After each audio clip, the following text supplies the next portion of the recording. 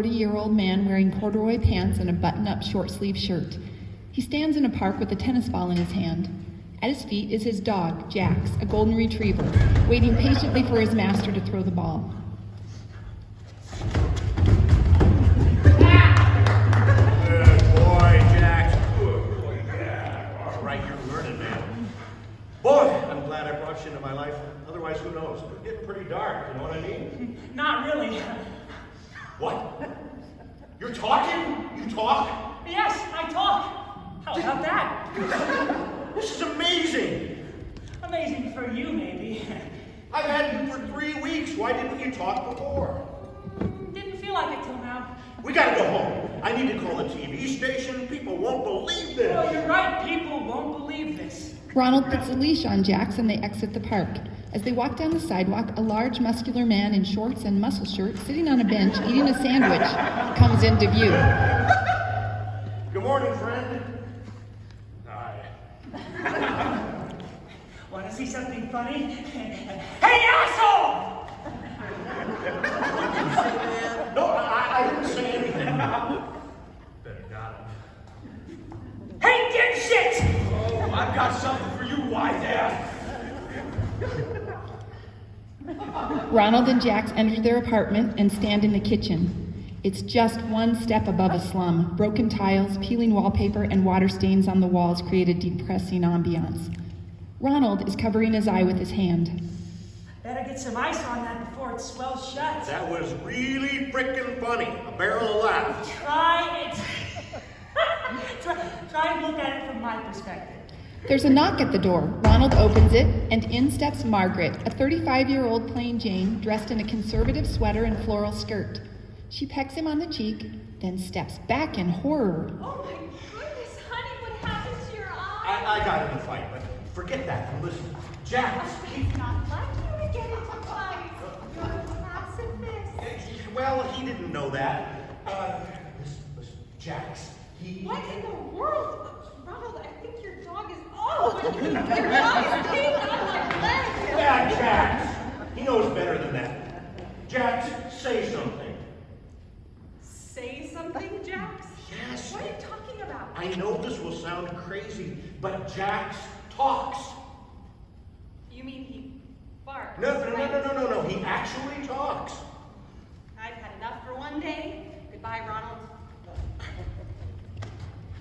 Hey, thanks for backing me up. You can't go around telling people I talk. Why not? Frankly, I don't want the We attention. could make some serious money from this. What's the point in having a talking dog if nobody knows? I'll call the TV station. We'll be famous. I'm gonna put some frozen peas on my eye. I'm not going to go along with this. Ronald opens the freezer door and pulls out a liter of vodka? What the hell is this? I put it there. A little gift from me to you. How does a dog get a bottle of vodka? Never mind. I don't drink anymore. It just causes me problems. Go on. You've had a rough day. Oh, what's one little drink gonna hurt? Ronald sits at the kitchen table with his head on it. The half-full vodka bottle sits next to his face. The landline rings. Ronald answers the phone. Hello? Ronald, this is Eileen Goodman. You missed your shift this morning. You better have a damn good reason for not calling in. That's my dog. He talks. I call the TV station, but they don't believe me. He refuses to talk to anybody but me. You believe me, right? Are you drunk? What? No. Well, a little, kind of. Well, guess what? You're fired. Fine. I'm about to become famous anyway. The line goes dead. Ronald places the receiver back in the cradle. Immediately, it rings again. Hello? How dare you? What's wrong? Leaving all those messages in my answering machine? The foul language. Unbelievable. I didn't leave any messages. Jax enters the kitchen. He sits down by the table, wagging his tail and looking at Ronald. Did you leave messages for my girlfriend pretending to be me? Guilty as charged. Sweetie, listen to me. It was Jax. I can't explain it, but he can talk. You gotta believe me. You sound like you've been drinking. Have you? Well, a bit. Well, More than a bit. I've had enough, Ronald. You and me are through.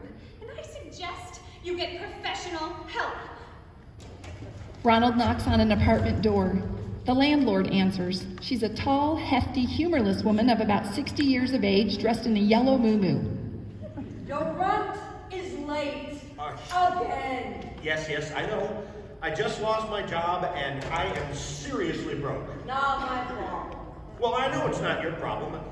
Listen, once people hear my dog talk, I'll be famous with plenty of money. Right now, I can give you $50. Ronald holds out 5 $10 bills. The landlord snatches them. What are you talking about? Pay me all my money now or move. As far as your dog goes, he's taking his last dump on my steps. Can't you just be a human being for 1 minute and show some compassion? You know, I never liked your face. Oh, I'm sorry you feel that way, but I could really use a break here. You've got 30 days to vacate your apartment. You are being an unreasonable jerk. The landlord grabs Ronald by the collar and lifts her fist. Would you like another black eye to match that first one? No, I'm sorry, don't hurt me. The landlord releases Ronald and begins to shut the door. Remember, 30 days, asshole. Ronald collapses into himself, running his hands down his cheeks. Where's Jax? Ronald sits at the kitchen table, a look of despair on his face. The empty vodka bottle rests on its side on the table. The front door is cracked open. Jax walks through the doorway and sits on the chair opposite Ronald. What's wrong? Why so glum, Bub? You look like your dog just died. I've just been doing some thinking. And some more drinking, I see. Ha! Thinking about what? Ronald pulls a semi-automatic pistol out of his lap and aims it at Jax. Whoa, take it easy. Let's talk about this. There's nothing more to talk about. Ever since I learned you could speak, my life has gone to shit. Oh, yeah, it's pretty bad. Kind of bad. I just lost my job and my girl, and I got my ass kicked. And I'm about to lose my apartment. And you started drinking again. And I started drinking again. My life is in ruins because of you. Now, you and I are heading down to the TV station, and we're going to be famous. Let me get this straight. You're blaming the dog for your crappy life? I told you I won't help you. Ronald cocks the pistol.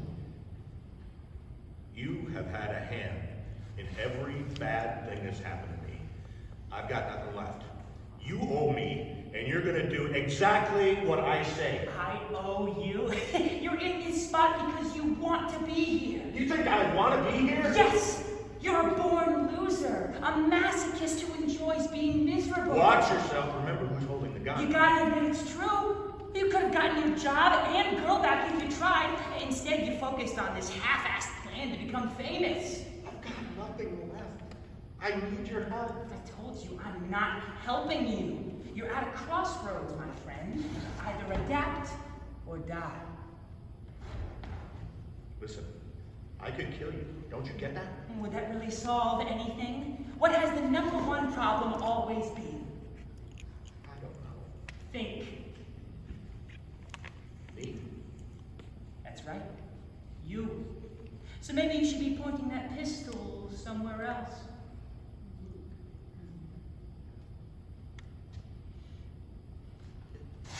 Is this really the answer?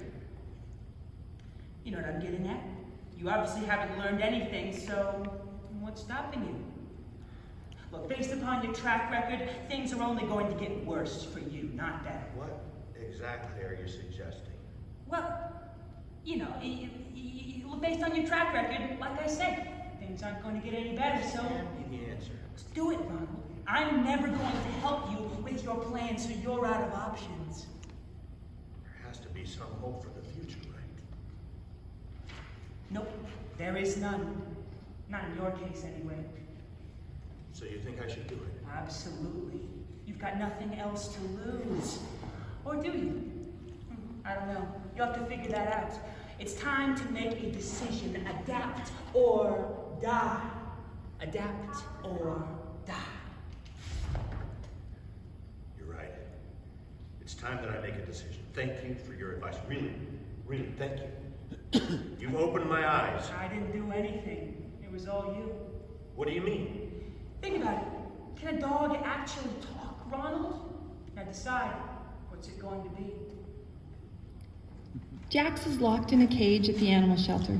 The cage sits next to an empty wall. The lights are dim and the atmosphere is depressing. Kenneth, a young boy, 5 years of age, dressed in shorts and polo shirt, walks up to the cage. Mommy, look! A golden ducky! Can I have him? Can I have him, please? A dark figure opens the cage and Jax steps out. Kenneth hugs the dog hard around the neck and kisses his nose. Watch this, Mommy. Speak, boy, speak. Oh! Oh, we're gonna be the best pals. I just know it.